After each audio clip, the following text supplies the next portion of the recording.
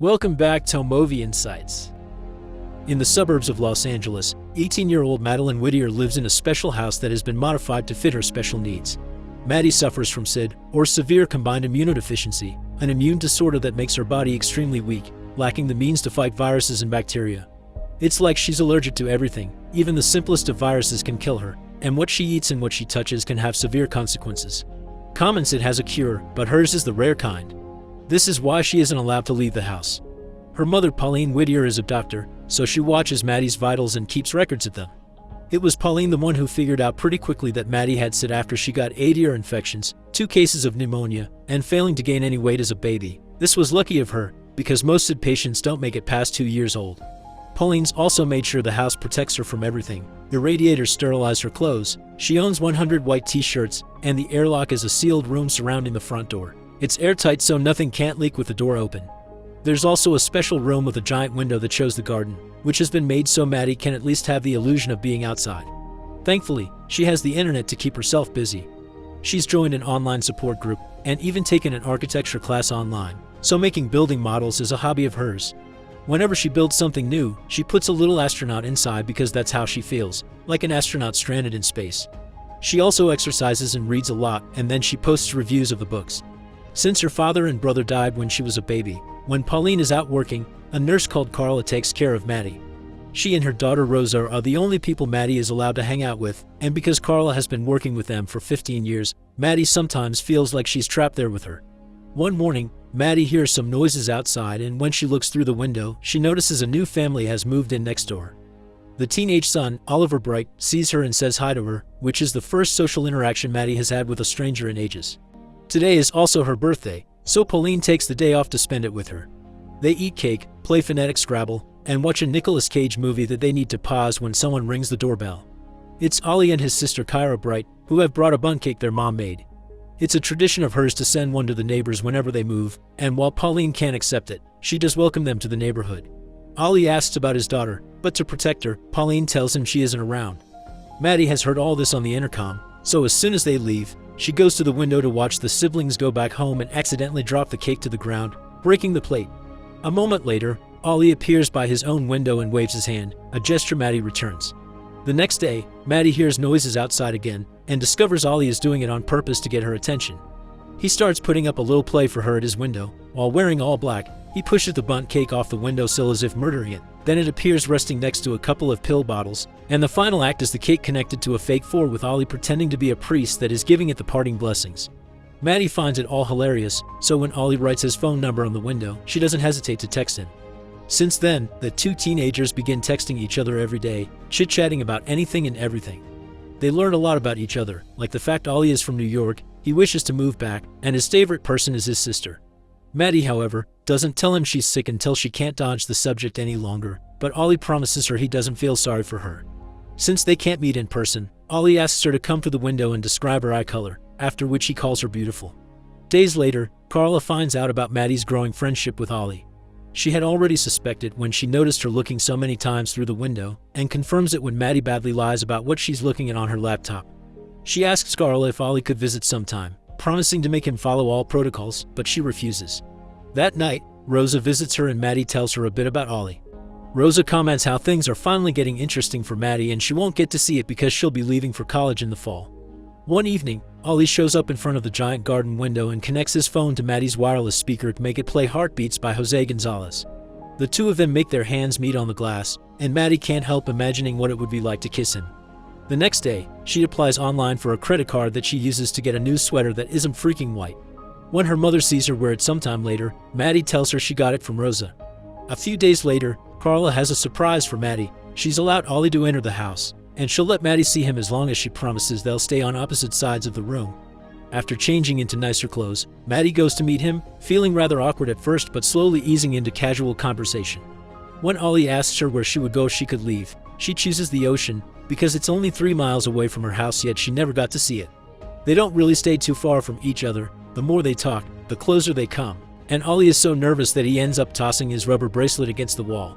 When Carla comes to tell them their time is over, she makes sure to know they haven't touched, and once Ollie leaves, she teases Maddie for the yearning expression on her face. Maddie wants Ollie to visit again, and Carla decides they can try again after a week, when they're sure Maddie is okay from today's encounter. Maddie keeps herself busy posting reviews while Ollie is away on a vacation. She does still call him, however, to invite him to come over for 4th of July so they can watch the fireworks together. It's the perfect chance because it's Carla's day off and Pauline suddenly got assigned double shift at the hospital, so Ollie accepts.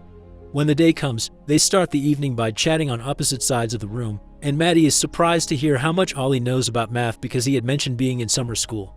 Ollie explains that's only because his dad moves around a lot, and that Maddie makes him want to stay in Los Angeles. Tired of all the distance between them, she comes closer to Ollie and at first she tells him they should stay friends, but eventually she gives in and they kiss while the fireworks begin appearing in the sky. When Ollie returns to his place, he still calls Maddie to make sure she's feeling okay, and she promises she's perfect. Sometime later, Maddie discovers something very upsetting when looking through the window. Ollie and his father are arguing on the street and his dad begins beating him up. Worried, Maddie rushes out of the house to check on him and this worries Ollie in return, who begs her to return to the house for her own safety. Their meeting is interrupted by Pauline, who grabs her daughter without a word and takes her back inside, where she scolds her for being so reckless over a stranger. When Maddie makes a face, Pauline realizes he actually isn't a stranger, not believing her daughter when she says they've only talked online. When night falls and she's calmed down a little, Pauline goes to talk to Maddie, who apologizes for what happened. Pauline expresses sympathy for Ollie's situation and offers to send someone to check on him, but Maddie turns her down, saying Ollie doesn't want anyone to know and he's only protecting his mother. Seeing as his daughter really likes this guy, Pauline asks Maddie to tell her more about Ollie, so Maddie comments on all the things she likes about him and how good he makes her feel about herself. Pauline is happy for her, but for the sake of her life, she reminds her that they can't see each other again, taking out the rubber bracelet she found in the other room when Maddie tries to deny it. The next day, Pauline fires Carla for having allowed Ollie inside, ignoring Maddie's request to let her stay. Right after Carla leaves, Maddie throws up and begins having a fever, so Pauline gives her some medicine and makes her stay in bed all day, leaving her without phone and internet. Some hours later, when she starts to feel a little better, she goes to the window and sees Ollie, who quickly understands they can't text. So instead, he begins writing messages on pieces of paper that he puts on his window for her to read. After making sure she's fine, he writes that he's sorry, but Maddie replies she is not. The following day, Maddie meets her new nurse, an older woman that is extremely strict and leaves notes all around the house with dumb inspirational quotes or reminders of the rules, like having limited internet access from now on, which will also be monitored.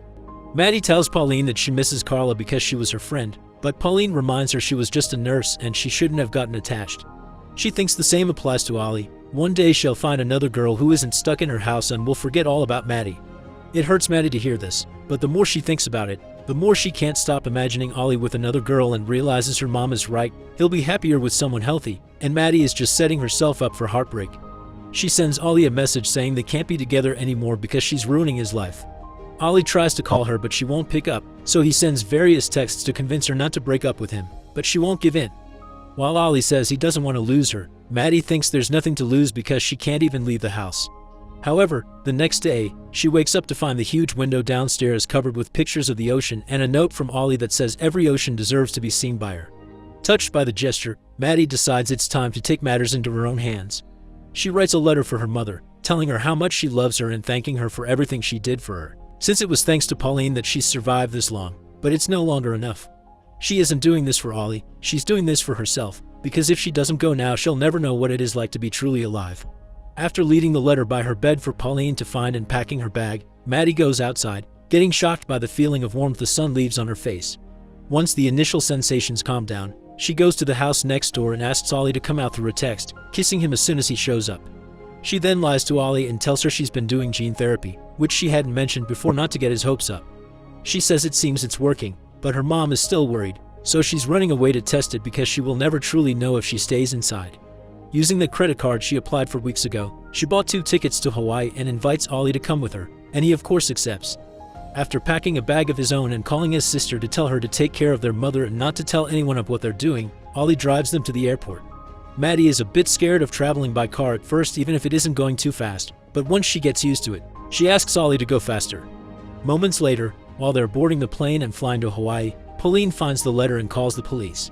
She also sees Kyra on the street and tries to get some information out of her, but Kyra says she has no idea where the couple may be, protecting her brother as he requested. Once they arrive in Hawaii, they stay in the same cabin Maddie's family used to rent when she was a baby, so after leaving their things there, they go shopping for a swimsuit for Maddie. They spend the whole day at the beach so Maddie gets to know the ocean and learn from Ollie how to swim and play games in the water. They also get a pair of scuba masks and snorkels to go diving and watch all the beautiful fish in the area, jump off some high rocks into the ocean, which is scary but also very exciting, and end the day watching the sunset together. When they go back to the cabin, Maddie mentions she misses her brother and father, which she finds weird because she doesn't remember them. Ollie tells him it isn't weird and finally tells her why he's moved around so much. His father isn't very good at keeping jobs.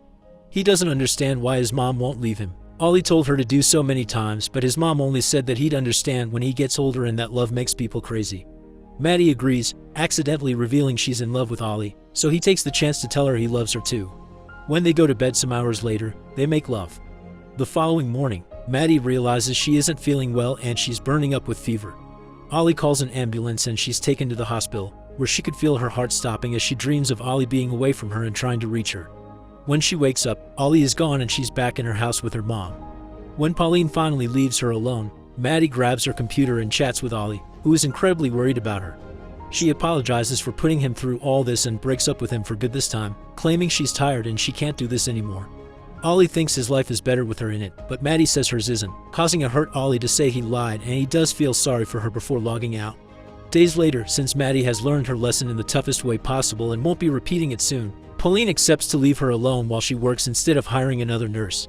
She goes back to her usual routine and ignores an email from Ollie until one night, she sees him leave with his mom, Kyra, and some bags.